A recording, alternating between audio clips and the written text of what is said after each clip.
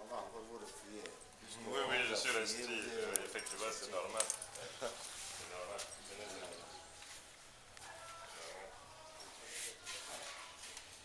Il se peut que j'ai pris quelque chose là-bas. Ça, c'est ça. Tu vois, la vie d'aujourd'hui est très compliquée. C'est très compliqué. Il se peut que tu viens au puits pour les...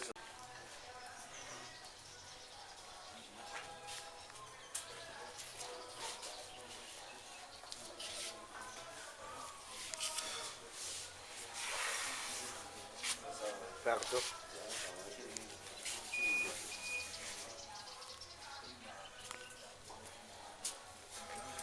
Ça va, toi? Ça va. Oui. Chers compatriotes, bon après-midi. Nous sommes aujourd'hui au 18e jour de la nouvelle année 2019. Je saisis cette occasion pour souhaiter une bonne année à vous, à votre famille, à notre capitale nationale N'Djamena à travers le maire et les chefs d'arrondissement présents, à notre pays le Tchad, à notre continent l'Afrique, au monde et à notre planète Terre. Je vous invite, vous qui venez de tous les horizons, personnalités politiques, syndicalistes, artistes, écrivains, à faire la connaissance avec le Forum social mondial, national, local. Je vous présente un outil vieux comme le monde pour la promotion de la fraternité et de la paix. Cet outil, c'est le dialogue. Voilà ce que le Forum social veut dire ici. Nous, Africains, nous nous réunissions à l'ombre de l'arbre à palabre pour régler tous nos problèmes de société. L'espace autour de l'arbre mythique à palabre est aujourd'hui non seulement l'espace géographique, mais des espaces virtuels, multidimensionnels et d'intelligence artificielle. La société civile brésilienne l'appelle Forum social en français et en anglais,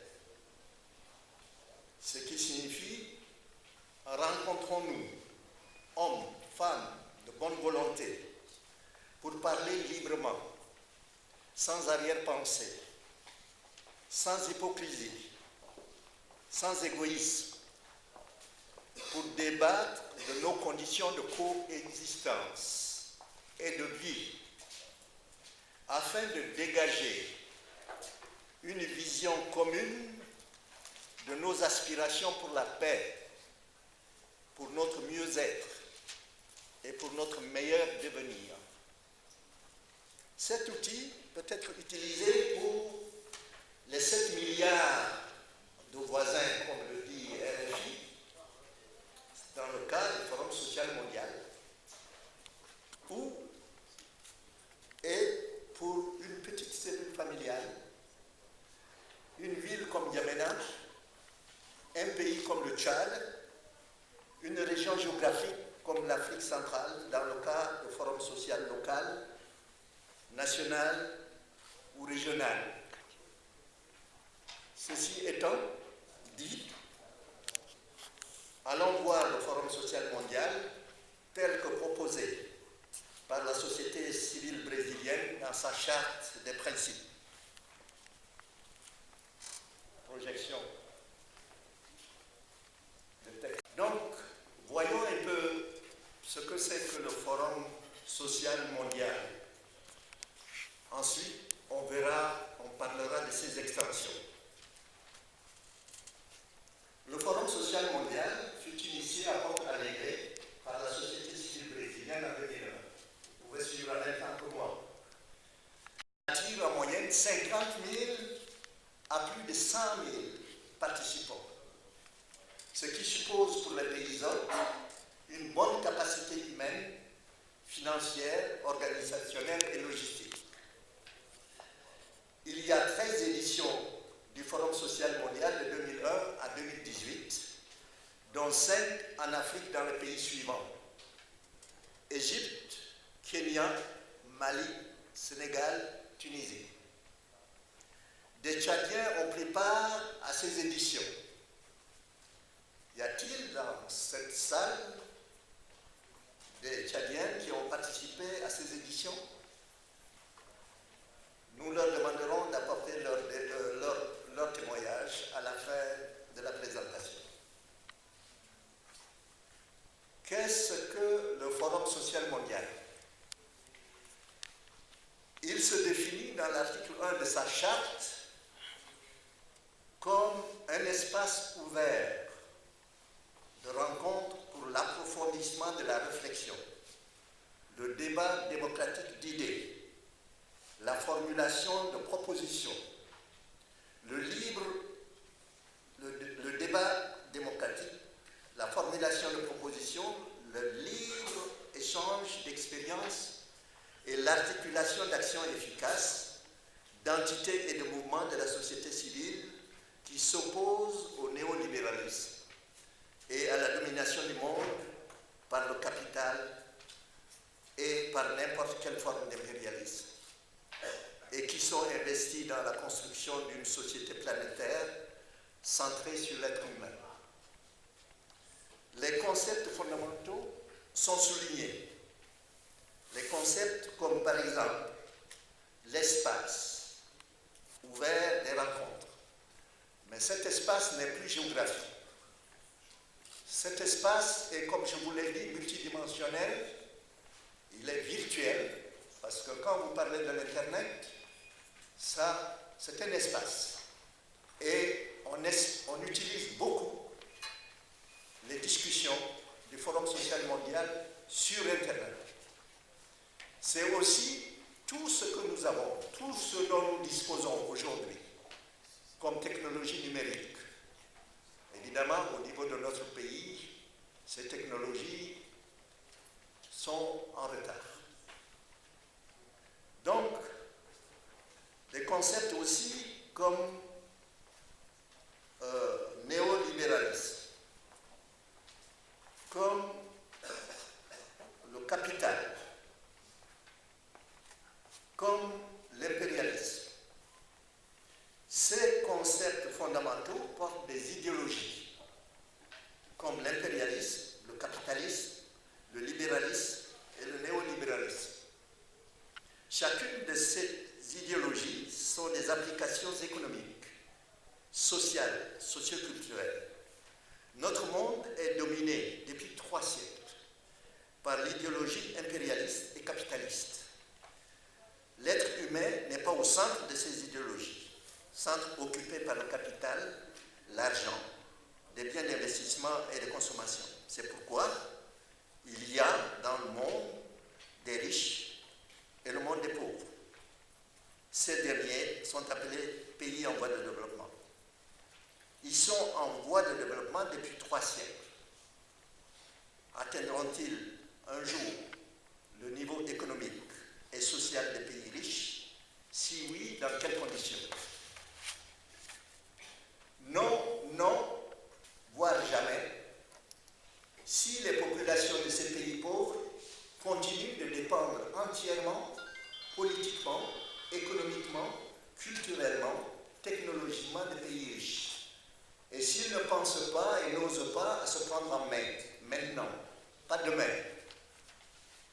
Car tous les êtres humains, d'où qu'ils proviennent, du nord, du centre, du sud, de l'est et de l'ouest de la planète Terre, naissent égaux en droit.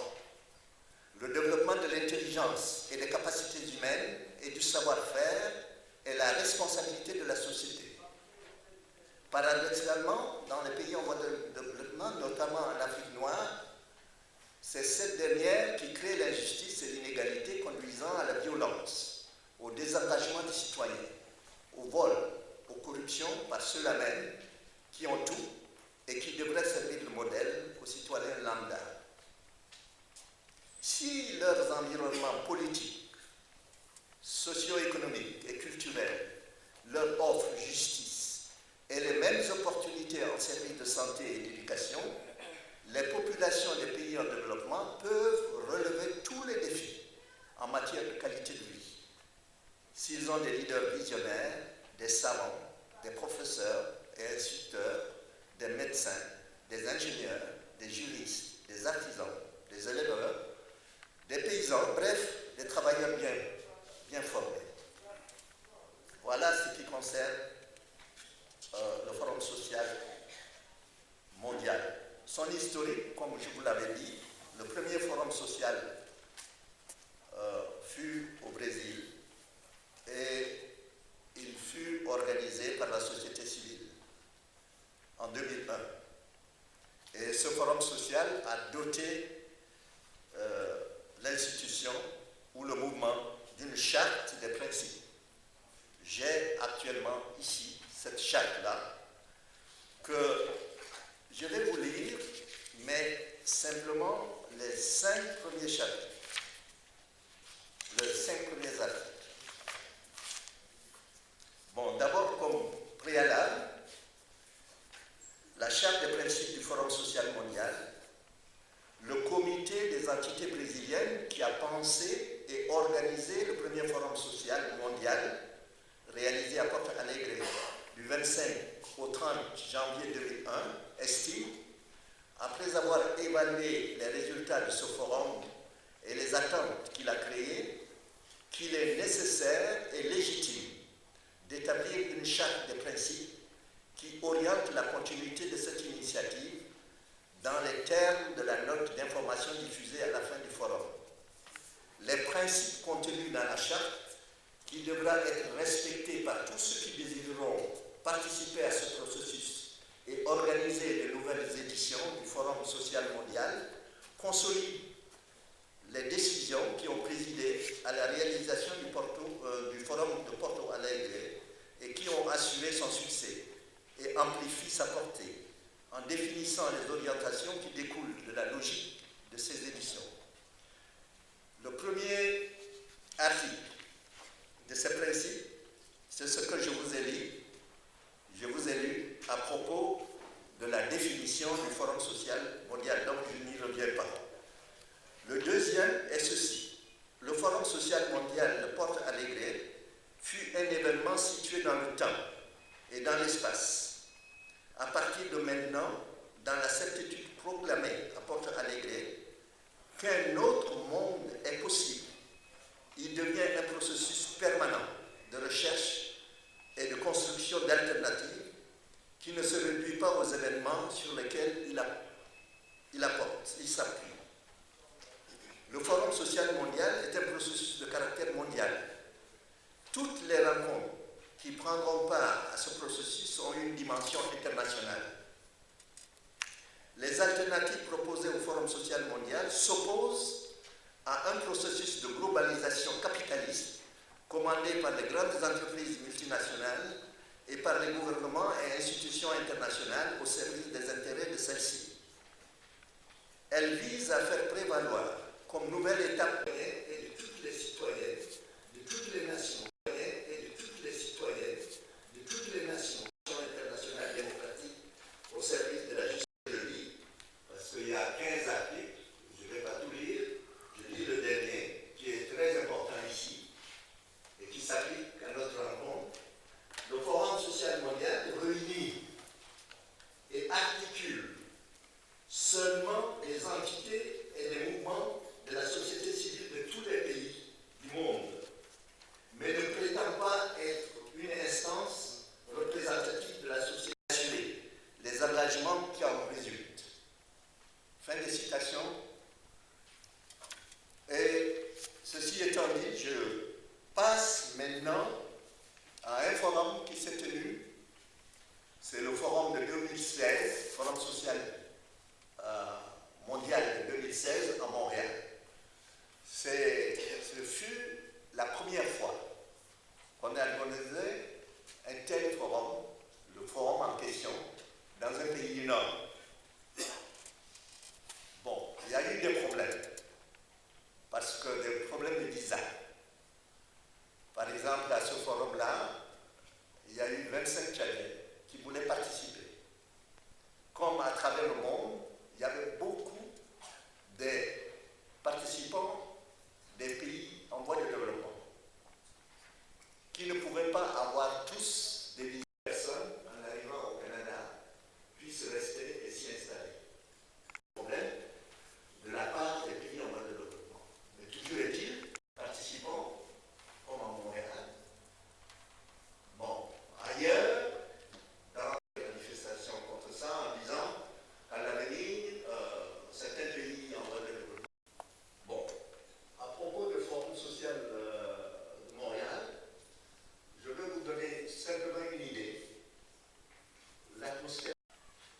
Maintenant, parlons de l'extension, parce que c'est à cela que je parle du Tchad. Extension, open, extension, ça c'est en français, open c'est en anglais. Extension, Open Forum Social Mondial. L'extension, ou Open en anglais, est l'organisation d'un forum social au niveau régional, national ou local, en attendant la tenue d'un forum social mondial dans un pays donné. Elle repose également sur la charte des principes du Forum social mondial. Sur ce plan-là, nous de la diaspora, on a pris le pas. Vous avez là en haut, c'est Mme Gardibé, hein, elle est là, au fond. Levez-vous, Madame. La licence au Forum social mondial. Pour Google, mais utilisez Google Chrome, c'est-à-dire un navigateur puissant. Si vous mettez Tchad et Forum social mondial, vous allez tomber sur ça. Si vous ne tombez pas sur ça, vous allez à Open, FSM, je pense que quelque part à l'extérieur là-bas, vous allez à ça et vous aurez des entrées avec plusieurs noms, début des noms des pays. Vous mettez Tchad dans le machin de recherche et ça va vous ramener à cette page-ci. Et cette page-ci, vous voyez, il y a l'information, on a des discussions, hein. On a discussions sur le site web, les membres et le machin, on a des discussions, informations du 12 août par exemple à Montréal, trouver l'espace Tchad et Forum social mondial, message de BR Liaro, informations croisées Tchad-Canada autour du processus Forum social et succession, Tchad FST, il y a Mme Gabdine Machin dans leur promotion de la femme. Ainsi de suite. Donc, vous pouvez aller librement sur ce site. Et complètement au bout à droite, il y a Join the Project.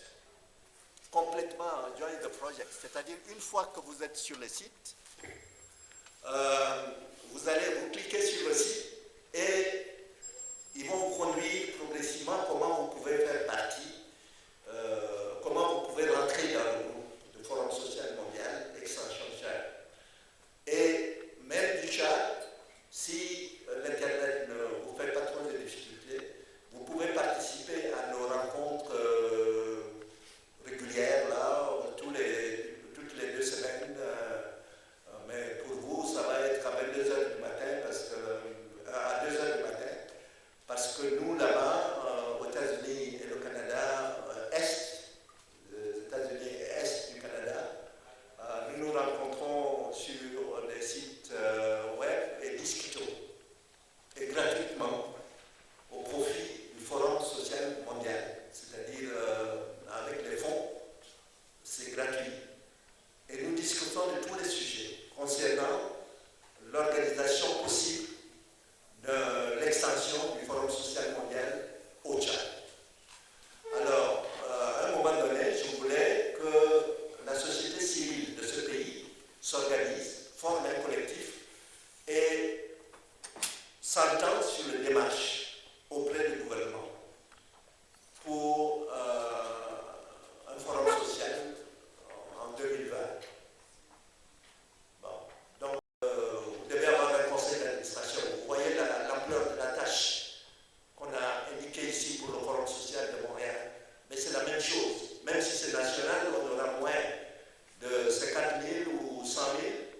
La tâche sera plus pareille et très importante.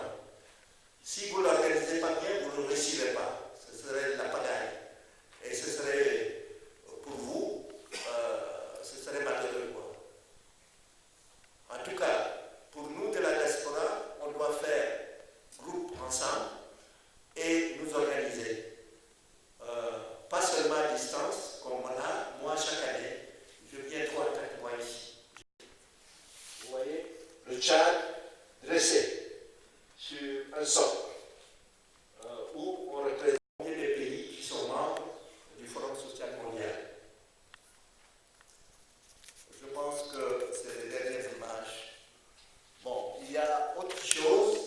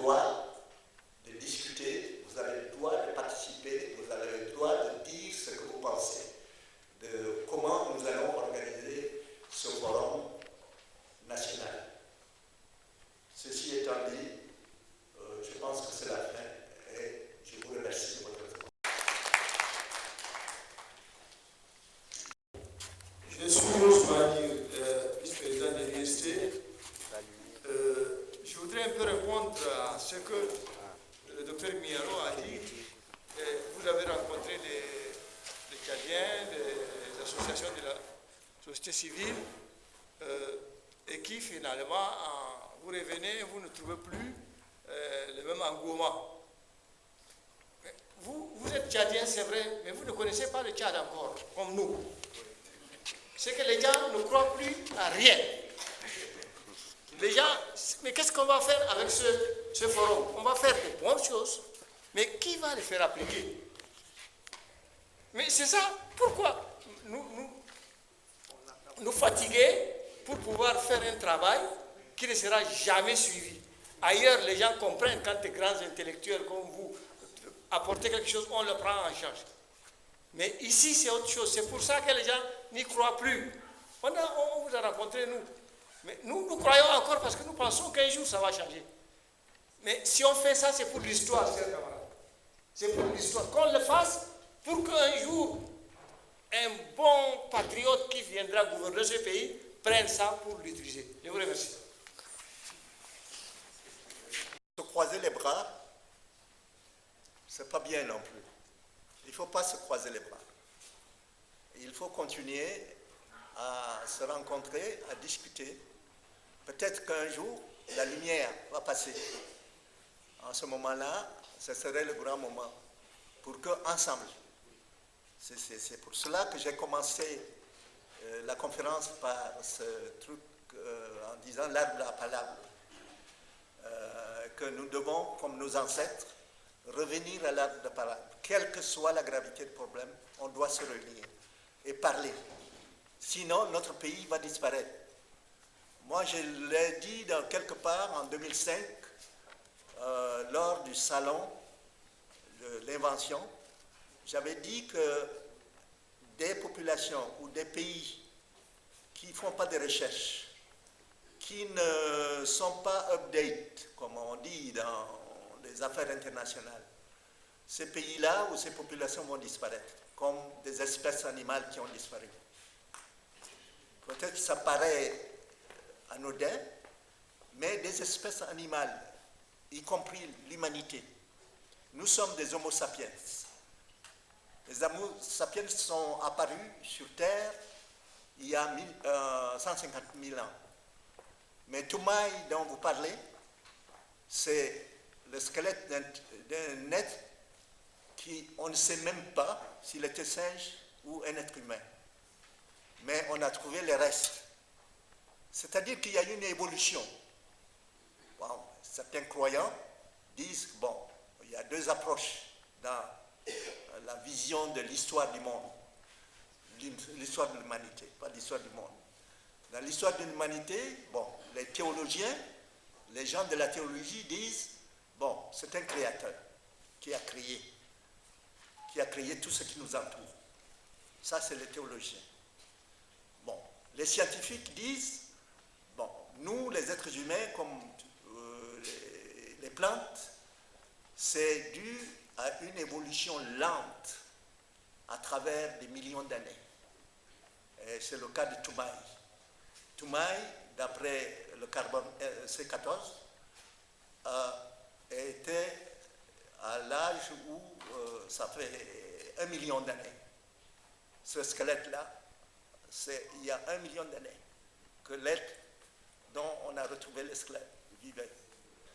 Tandis que nous, sous la forme que nous sommes maintenant, ben, on est apparu, ou on vient d'une évolution. C'est 150 000 ans. Ça, c'est d'après toujours les recherches scientifiques. Donc, il ne faut pas se décourager. Il ne faut pas se décourager. Je vous comprends. Les gens n'y croient plus, mais un jour, ils vont croire si nous persistons. Merci. Je m'appelle Louba Ngarogo. Je suis le représentant de la commune de Cizé-Marceau. En fait, je voudrais poser peut-être deux questions, si vous me permettez. La première question, vous avez parlé de la consommation des ressources humaines naturelles. Ok, ça va? Voilà, merci. Vous avez parlé de la consommation des ressources humaines naturelles. Vous avez fait la comparaison entre les pays riches et les pays pauvres. Et l'exemple que vous avez donné, c'est les États-Unis. Mais parlons de notre pays qui est en voie de sous-développement. Est-ce que vous pensez qu'on arrivera un jour vraiment à ces problèmes où nous allons détruire notre nature en consommant vraiment des énergies parce que nous sommes loin de la réalité. Et la deuxième question, le Tchad est un pays qui est en train d'exploiter à une vitesse vraiment supérieure son pétrole. Est-ce que vous pensez que de la manière dont nous sommes en train d'exploiter notre sous-sol, on va avoir des répercussions dans l'avenir? Donc c'est juste pour moi une question. Merci, je vous remercie. J'ai travaillé pour ce pays pendant plus de 15 ans. J'ai travaillé pour le Tchad, comme fonctionnaire du Tchad pendant plus de 15 ans. Et j'ai travaillé pour la Banque africaine de développement, plus de 13 ans. J'ai pris ma retraite de la banque. Bon, les questions économiques, ce sont des questions de capacité humaine d'abord. Parce que l'exploitation du pétrole, ça demande des technologies, mais ça demande surtout des compétences humaines. Je vais vous donner l'exemple du Tchad. Au moment où on a commencé à faire jaillir les premiers litres de pétrole, on n'a pas trouvé suffisamment d'ouvriers qualifiés ici, au Tchad. On était obligé de faire venir les Philippins en grand nombre. Donc, le problème de développement, c'est un problème d'abord de capacité, de développer les capacités d'un pays. Et les capacités, pour les développer, ça passe par l'éducation. Il n'y a pas un autre miracle. Bon, si nous voulons avoir des jeunes gens, comme je l'avais cité tout à l'heure, des ingénieurs, des savants, des machins, ça va être par l'éducation. Si notre système d'éducation ne marche pas, eh bien, nous n'arriverons jamais à rattraper les autres. Quand mon dernier poste ici, j'étais directeur de l'Institut national des sciences de l'éducation, parce que je suis un spécialiste de l'éducation. C'est moi qui, au temps de Maloum, avait créé l'Institut national des sciences de l'éducation, qui est devenu maintenant l'ICED, avec l'objectif de faire la réforme du système éducatif. Malheureusement, quand j'étais parti pour ma formation aux États-Unis pour avoir mon PhD, il y avait la guerre civile. Donc, je ne suis pas revenu. Et c'est la banque qui m'a recruté de la banque. Parce que j'étais parti négocier le projet de diamanterie. C'est là où est l'ICET maintenant. Donc, ils me connaissaient. Ils savaient que je ne retournerais pas dans mon pays parce qu'il y avait la guerre civile. Mais on était parti avec le but, et en ce moment-là, avec l'appui des États-Unis. Les États-Unis nous appuyaient dans la réforme. C'était la première fois que dans un pays francophone, les États-Unis intervenaient dans l'éducation. Avec tous les experts, et c'est pour cela qu'ils m'ont envoyé, pour que j'ai un PhD, puisque je revenais directeur de l'Institut, donc je pouvais travailler avec les docteurs, les PhD des États-Unis. Donc, la guerre nous a fait beaucoup de mal. Et ce qu'il faudra faire, c'est dire au gouvernement de se reprendre et vraiment mettre l'accent sur l'éducation. D'abord, augmenter le budget de l'éducation. Faire appel à des bons enseignants, à des bons chercheurs.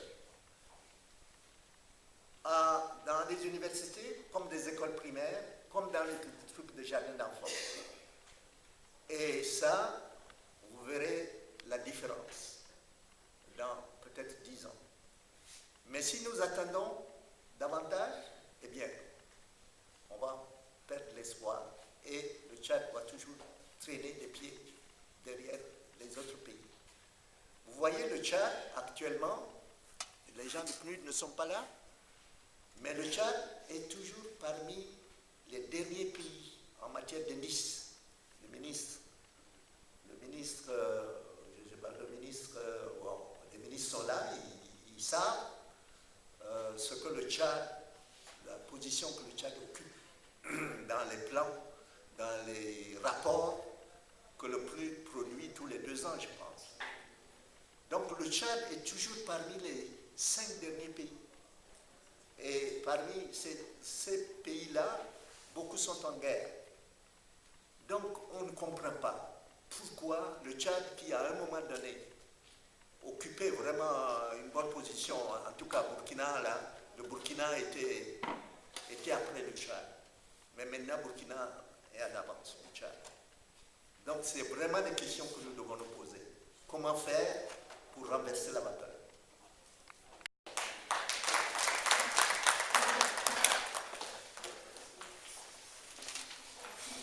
25 Tchadiens avaient participé, mais à distance. Ils ne pouvaient pas obtenir de visa pour se rendre à Montréal, parce que le service d'immigration du Canada avait peur que ces gens, en arrivant, resteraient dans le pays.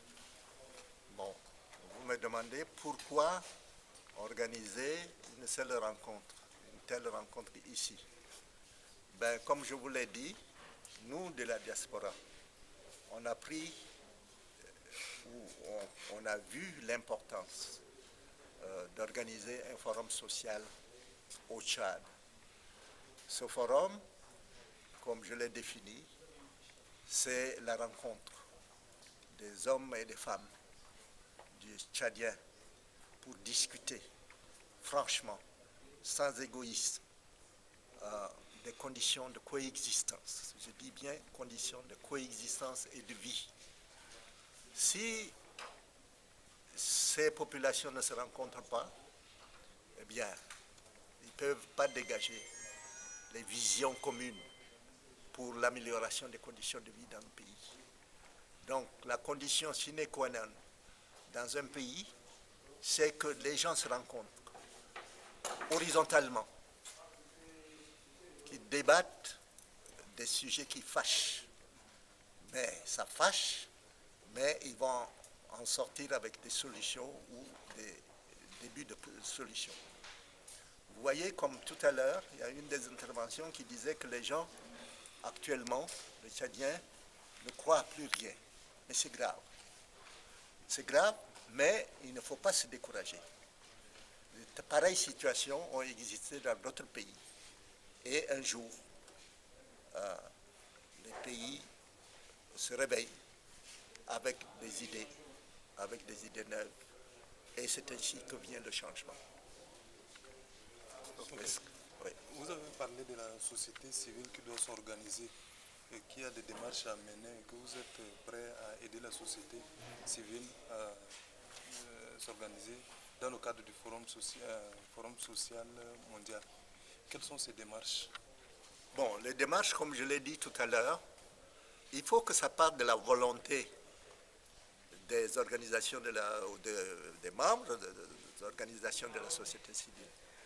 C'est comme ça que ceux du Brésil en 2001 ont commencé, ont organisé pour la première fois, ont presque inventé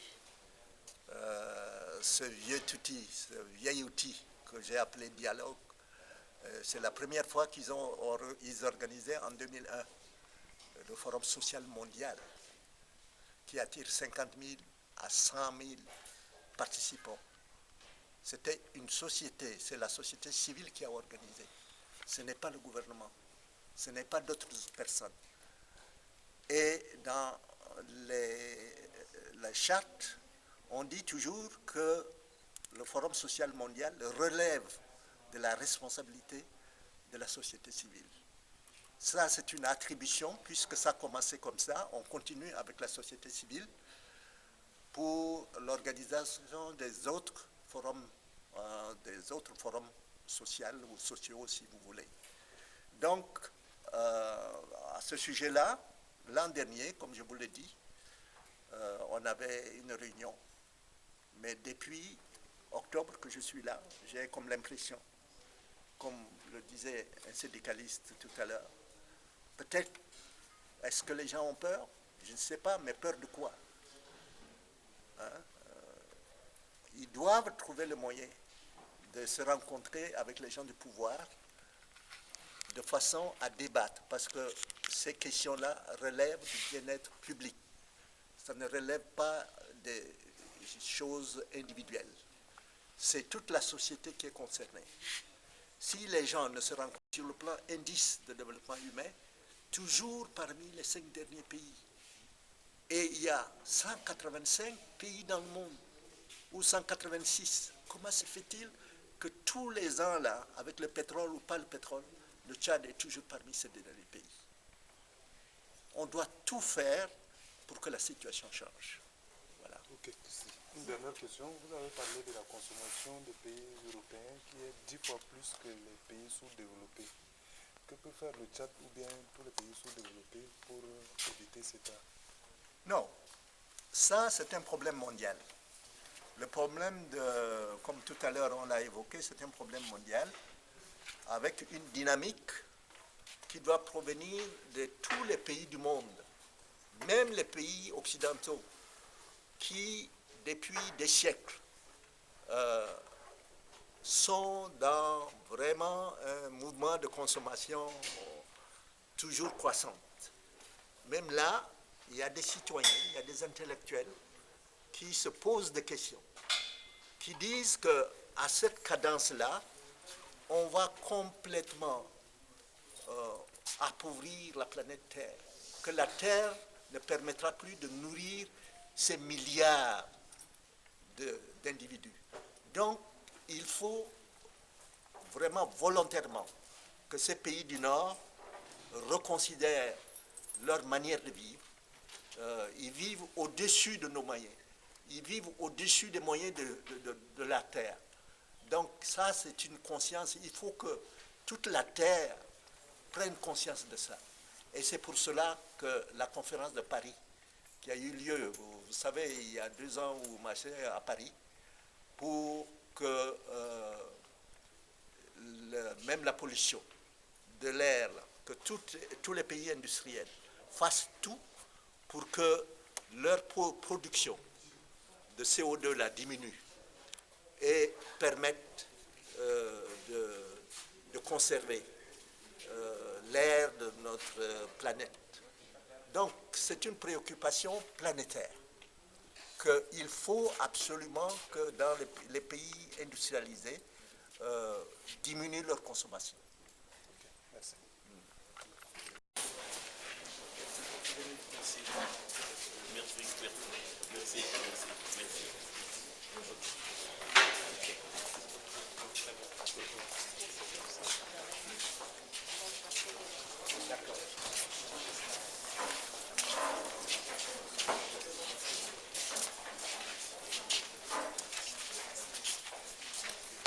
Les dames qui sont les premières à arriver, je vais vous donner